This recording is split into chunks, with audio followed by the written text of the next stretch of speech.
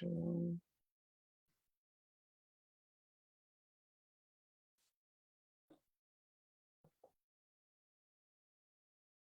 And we are live. I want to thank everyone for tuning in to a very special edition of Off the Record on the People's Podcast this afternoon.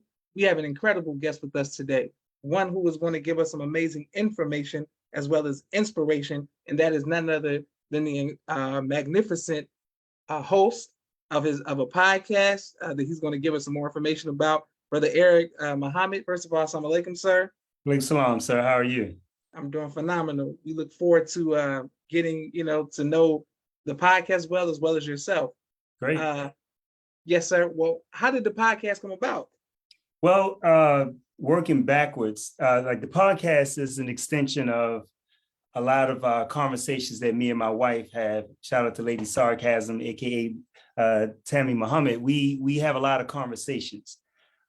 We invite a lot of friends over sometimes, and we talk about a lot of community things, talk about a lot of relationship things, primarily how Black men and Black women interact with each other. And a lot of times we have such engrossing conversations. We like, man, we just had the camera on. You know what I mean? It would be something. So we said, let's turn that into a podcast. And the Art of Conversation podcast is an extension of an event that I started in Baltimore. Shout out to Baltimore. That's hometown. Okay, yes, sir.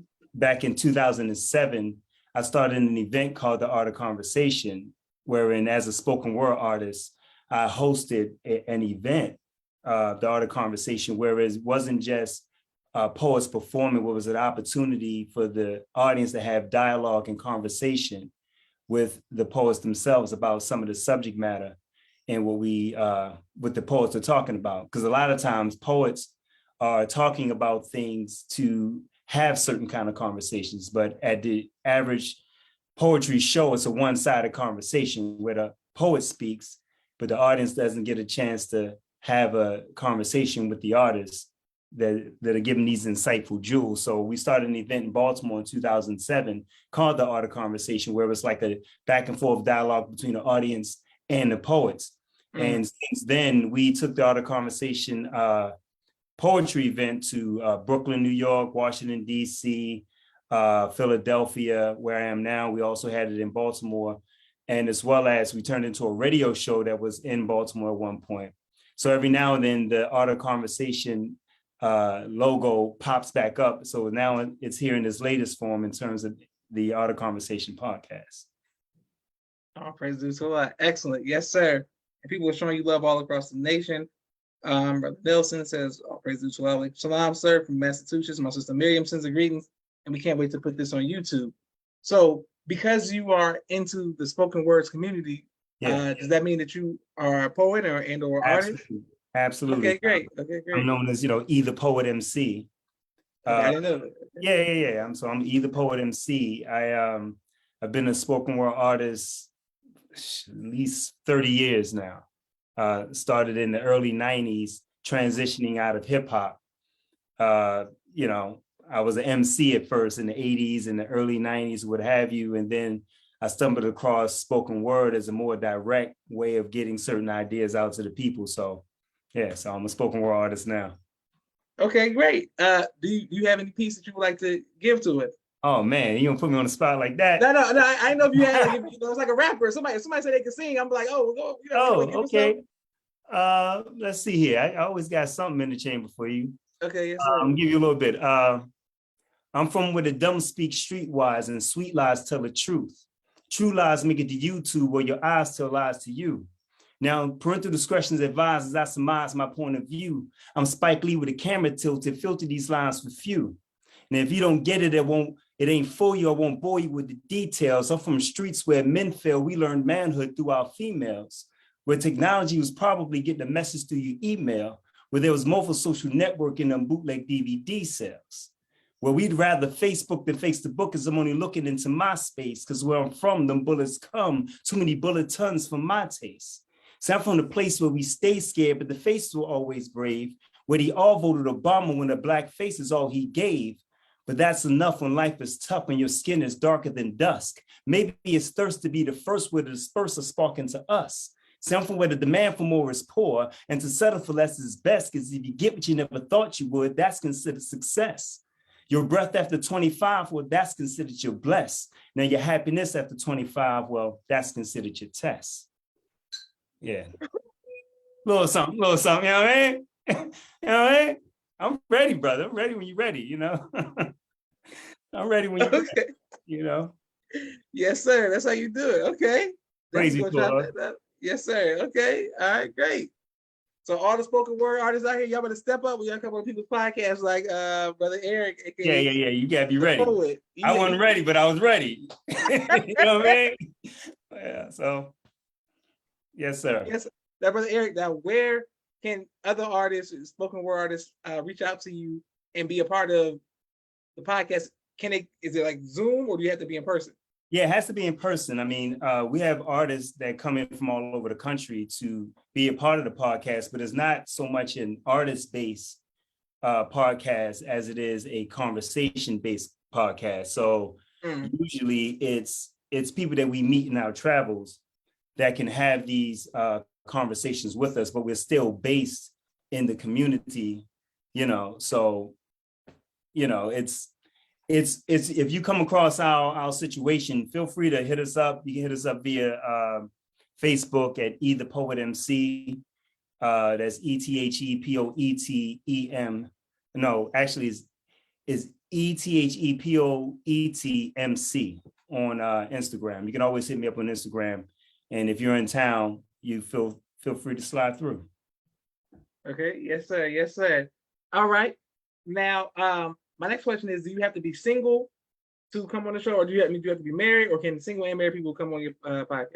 Yeah, everyone. And again, it's not just relationships. It's usually we try to get people that people see in one light.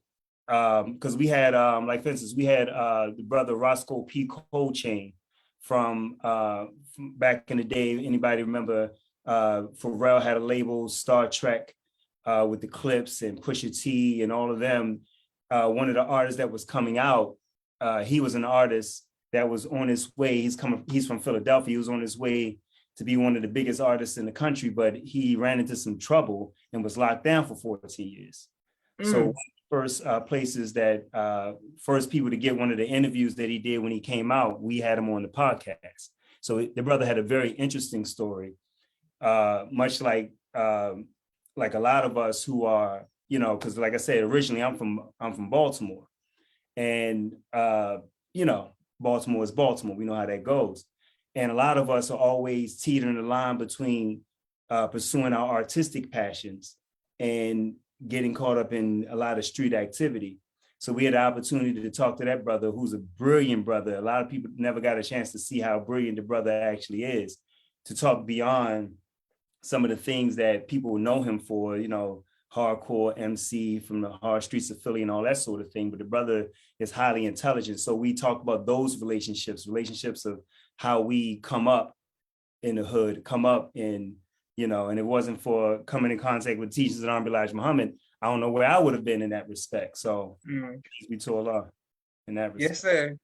Okay. Well, speaking of the teachings, when did you first hear them? You know, dating myself a bit, you know, because I'll be 52 this year.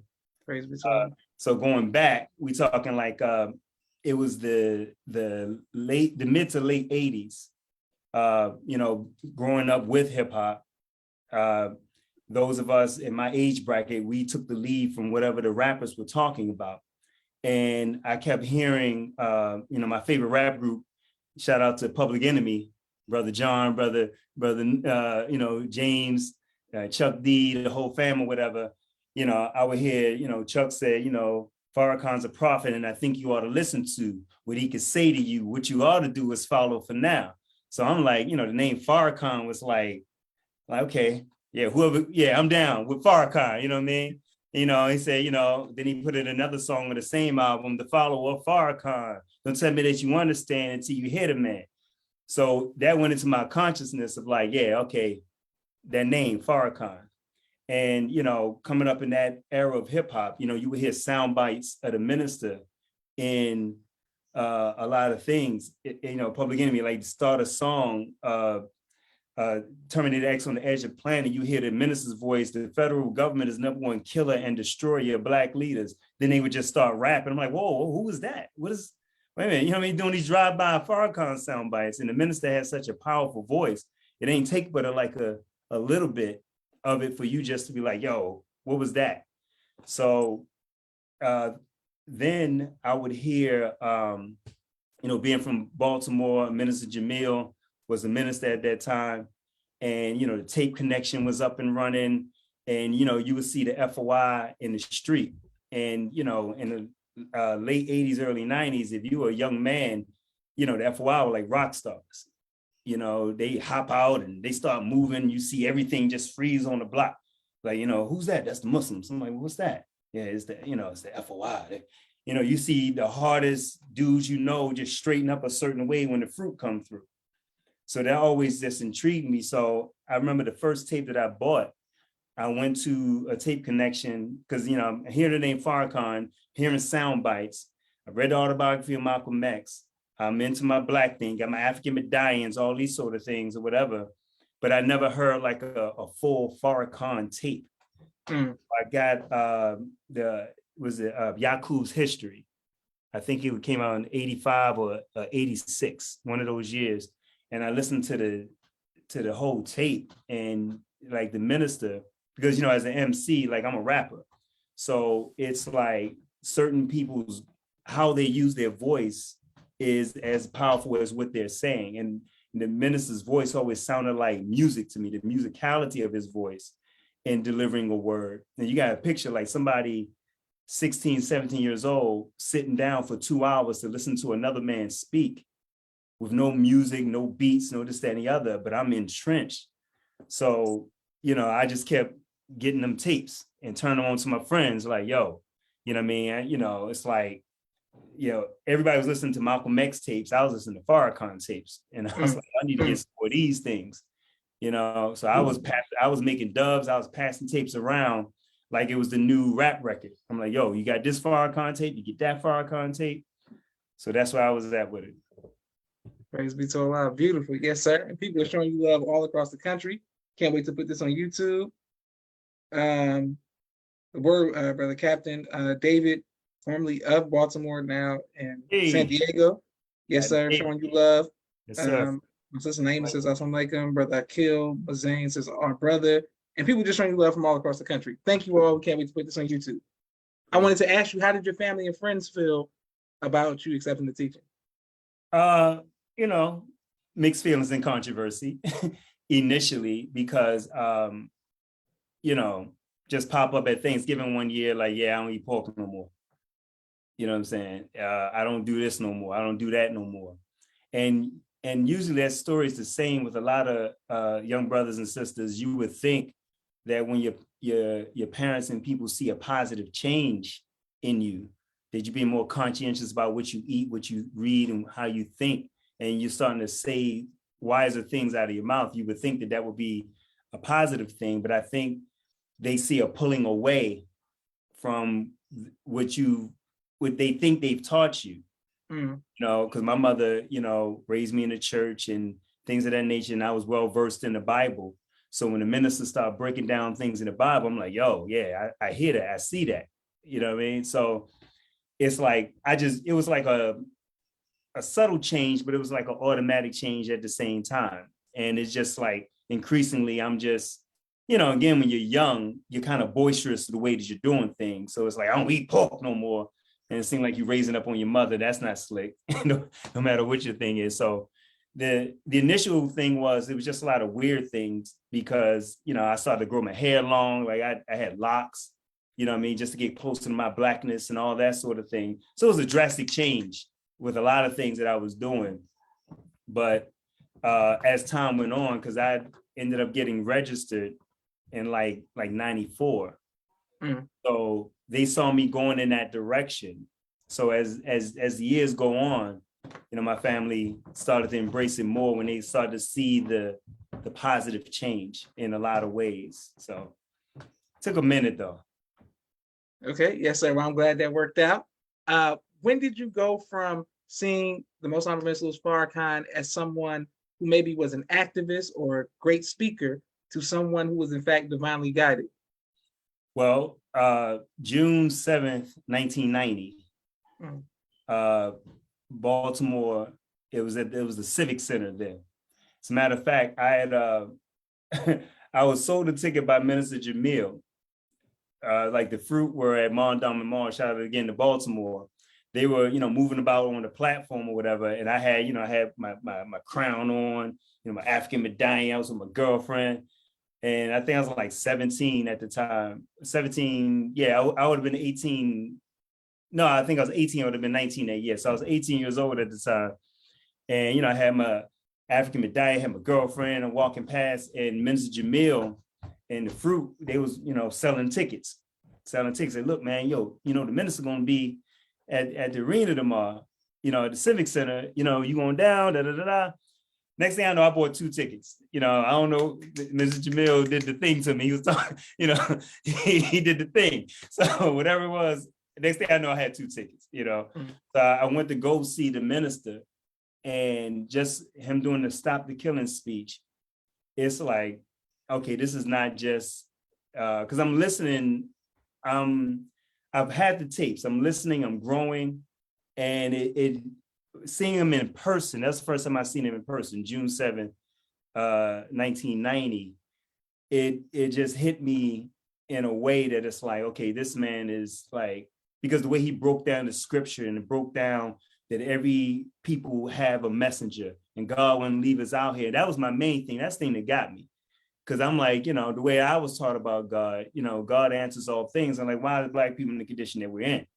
Where's our prophet? Where's our, messenger? Everybody got one, but we ain't gonna get one. And you got to tell me, I got to read about these dudes that died 2,000, 3,000, 4,000 years ago. We ain't got nobody now. So that always hit me a certain way. So when the minister went into that, we have someone, God came himself in a whole 9. I'm like, yeah, all right, I'm with this right here. So this the man right here. I'm with this dude. Wherever he going, I'm going. So it took me a few years to actually become registered to see that I need to make that transition, because I was steeped into the arts. And I thought that my contribution was to, through the arts, reach the people with the teachings of the Honorable Elijah Muhammad. That was something more relatable. That's still my thing, like to be more relatable to the people in a way that it's like, because sometimes the FOI, when we come out with the bow tie, we can be intimidating to the people. So they think that we're imported from Mecca or something. They don't know that we're from where they're from. So it took me a minute to realize that I need to be in here for my own sake, first of all, to get my training and my preparation to even be of service to our people the way that I needed to be. So yeah, June 7, 1990, I had the epiphany, or Allah gave me the epiphany, let me know this the guy right here you've been looking for. You need not look for another. Yes, sir. Yes, sir. Beautiful. All praise due to Allah. Excellent.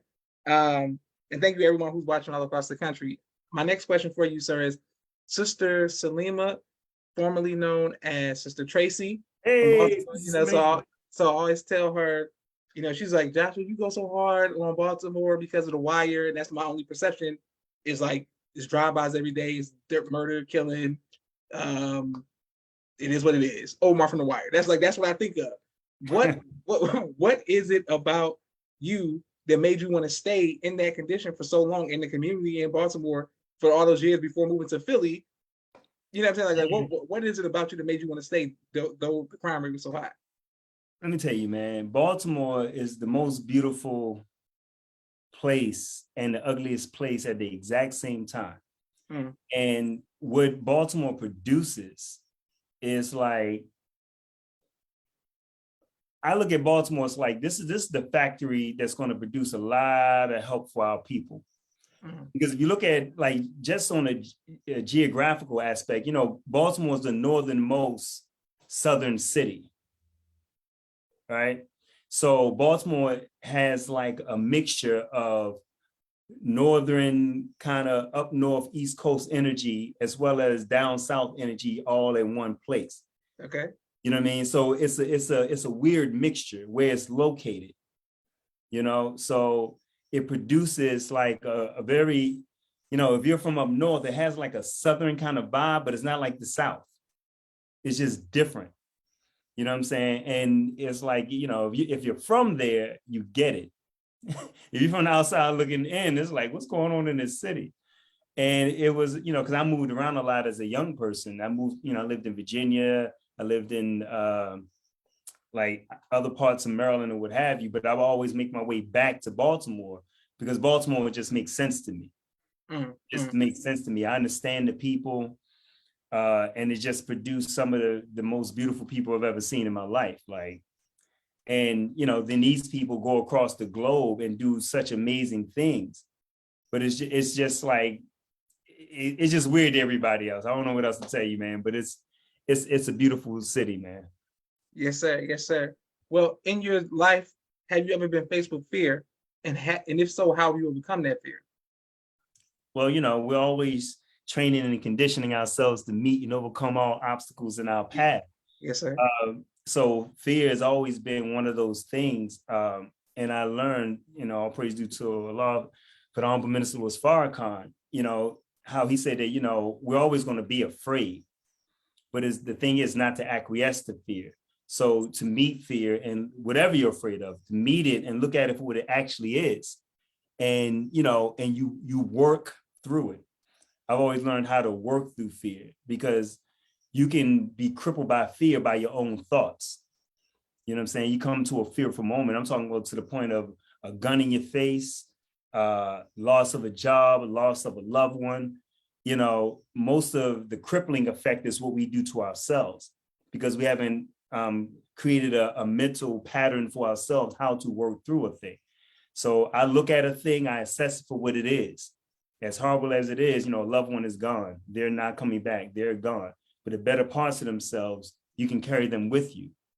It's so many different, but you have to work through the fear. Have something physical to do, something mental to do. Always have something physical, spiritual, and mental to do to work through anything that makes me fearful. Excellent. Yes, sir. Yes, sir. Great teaching, bro, Eric. And if that doesn't work for you, get Fear, Faith, and Truth by the Honorable Minister Farrakhan. Just pop in the tape. It's all right there. So, yeah. Yes.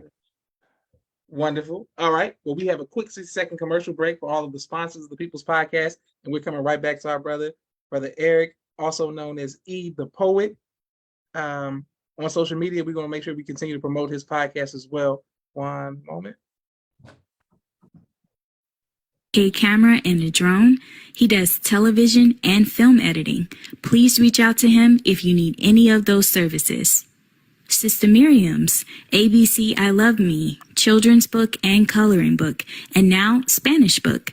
All three available on Amazon.com. Sister Naima's Stay on Point Dance Academy, LLC. She teaches ballet virtually to young girls all across the country, right here in the studios of Atlanta, Georgia. Brother Kenneth's Bow Tie Maker Extraordinaire. He'll ship you bow ties anywhere across the nation. Dr. Henry Carter's King Henry Turkey Legs, right here in Atlanta, Georgia. Brother Rashad Muhammad's COVID-19 Disinfected Cleaning Services, out of Chicago.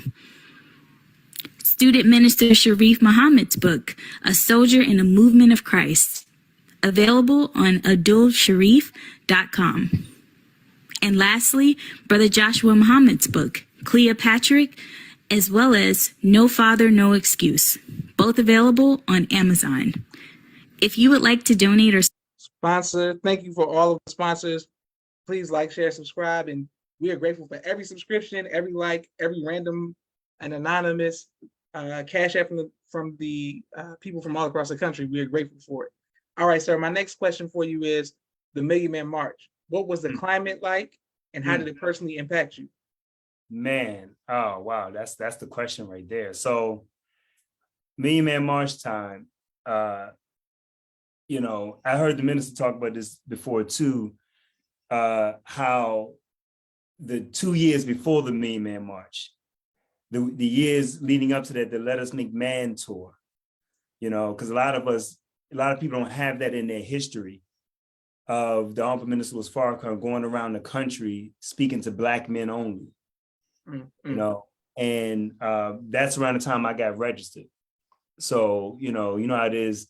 As soon as you get that X, oh, all right, brother, you're on the road. So we're up and down the road, and I'm watching leading up to the Million Man March, how, Black men would come out by the thousands, how local radio would carry the minister's speech, and just watching Black people respond, like leading up, to the Million Man March. And in my mind, it was, we're in hear and obey mode. So we out in the streets, we're promoting, we're working, and just watch, Black men, Black women of all walks of life just come up to us and like, yeah, we're going to be there. Yeah, we're going to be there. Yeah, we're going to be there. And you can't like fathom like the number of 1 million people. I'm not thinking, at no time I'm thinking about whether or not 1 million men are going to show up. That's not the thought. The thought is we're working to get these people here, let everybody know about it, get the donations, get the people there, help people find out how to get a bus and erase everyone's excuses about going. Well, I don't know if I can go because, oh, brother, you got to be, that was the word in the street. And watching the people respond to the call, like people just walking up to you, you in the line at 7-Eleven, they see you with a bow tie. Hey, bro, yeah, I'm gonna be there in DC. It's like, wow, okay. Everybody, yeah, I'm gonna be there. It's people with crutches. Yeah, I'm gonna be there. I don't know how I'm gonna get there, but I'm gonna be there. And then the day of, when you get there, it's because we get there like maybe way before sunrise or whatever, and to see the thousands of people that were already there before the sun rose. And Baltimore was stationed at a certain side of the stage or whatever. Like, we're on the I think the lower platform. I forget exactly where, but we're on the platform on the side of a stage, and just watching the numbers increase. And then by a certain time, hearing Minister Benjamin come out, he was Ben Chavis at the time, Ben Chavis come out and say, when we had reached that 1 million mark of people, and just to see the seas and the sea of Black men, it's astounding. No fights, it was astounding. And then to be standing on the stage, hearing Brother Supreme Captain Mustafa introduce his father, and that voice, the voice booming, you standing, you locking on with the fruit. Brother, it's like, gotta tell people now, like I organize events, and I bring it up all the time. I said, look, man, I was part of Million Man March. Everything else don't matter. Like, no matter what kind of event you're talking about doing, we could do anything. Like the realm in my life and in my mind, being there at the Million Man March, like destroyed anything about something's hard or impossible. So it's like what we can accomplish, no matter what we do. If we do something and 50,000 people come out, like, man, look, we can do 100,000 next time, because the possibilities, not that we can just do anything, but putting that work in. And if the call is right, and if what you're doing is lining up what Allah wants to be done, there's nothing that can't be accomplished. So even coming back from the Million Man March, that's when I had started my entertainment company, Torchlight Entertainment. I made a commitment coming back from the Million Man March of, because Honorable Minister Farrakhan asked everyone to pledge to build certain things and to join certain things. I'm like, well, I'm already here. What can I do? Industrious, like with my gifts and my talents, what should I be doing? And I didn't want to squander anything that Allah gave me. So I always had a leaning towards the arts. I had put the arts down a bit to come into the ranks and to be trained and all that sort of thing. And we're still training. We're always training and conditioning. But it's like I wanted to do something in my field. We're taught that, big fields wait the wide-awake man to work out. And I'm like, what is my field? So I made a commitment to myself to come back from the Million Man March and start working harder in the arts with an actual art and entertainment business. Praise be to Allah. Yes, sir. And in that business, what what is the business? Well, I mean, that was the first incarnation. The first incarnation was called Torchlight Entertainment, patterned after Torchlight for America. I think it's page 97 in the book, where the Honorable Minister Farrakhan called for a cultural revolution through the arts. And so that was our thing, that we're going to spark a cultural revolution through the arts. So I started promoting events. And again, at that time, you know, Baltimore had a budding live entertainment scene, from vocalists to rappers to musicians to singers to everything. So I started doing monthly shows where I would feature some of the, you know, the best artists that I could find. There were spoken word artists, hip hop artists, bands, and I would put on these shows. And from there, like, you know, we used to rent out theaters doing shows. Shout out to my man, Akil Maizan. You know, he was one of my partners in the early days of us doing arts, because he was a MC turned poet, and I was an MC turned poet. So me and Akil Maizan, all over Baltimore, we're going everywhere. We're, you know, and Akil Maizan still one of the he's well known in Baltimore as an artist, as a spoken word artist as well. So we started throwing a lot of shows. We started managing artists. We even started a record label. We've done a lot of things since then. So yeah, so that's when I first got started. That was the name of the first company. And then, you know, there's been a lot of different company names. You know, we have a spoken word record label now. We also have the podcast. I'm a spoken word artist. Me and my wife are both artists. We tour. We got a lot of events coming up. So, you know, I've been doing events and being a performance artist since 95, coming back from the Million Man March. Yes, sir. And shout out to Brother Akil Maizan. I've had the honor of interviewing him on the People's Podcast. He did a great job. He did a spoken word piece as well. Yeah. Yes, sir. Okay, how has being a grandfather impacted you? Being a grandfather, oh man. So, Yes, all my grandchildren are they're very young, right? And it's teaching me all over again of like, because I've always been a firm believer of like, you know, you are who you are when you get here. So watching my children grow up, I remember them being born and just watching them being adults, you know, and I'm like, man, I remember you used to do that when you were like 3 months old. Like, person. So I'm just watching my grandchildren and looking at them about, you know, just looking at those sparks of life, you know. And, you know, my youngest son, he's 10, you know, so just, and my oldest is 30. So it's like, you know, I make the joke every 20 years, I do it again. But yes, sir. it's like, but it's just, you know, watching the generations to be physically alive in sound body, sound mind, and good spirit, to watch your grandchildren come into the world. You know, it's seeing yourself. It's a glimpse into the hereafter. It's a glimpse of heaven. You know, you can see your own immortality. You know, you see another, you know, 3 generations of Muhammad just, you know, right here. So it's a beautiful thing. It's awe-inspiring, brother. I'm thankful and I'm grateful and humbled by it. Praise be to Allah. Oh, praise be to Allah. Yes, sir.